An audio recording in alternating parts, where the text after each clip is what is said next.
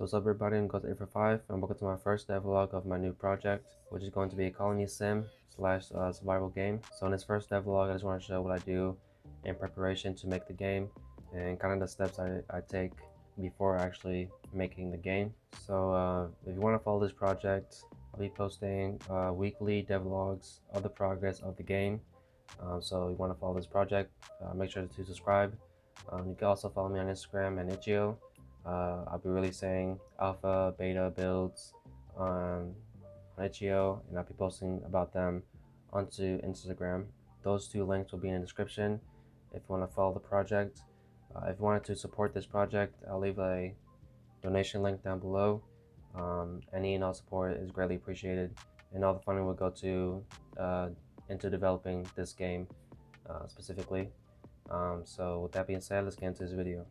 So before I start doing anything with coding or sprites or anything like that, I like to plan out my project visually using graphs and charts. So when I start programming and coding, I'm more efficient with my time because I already know what goes where and what interacts with what and all that stuff.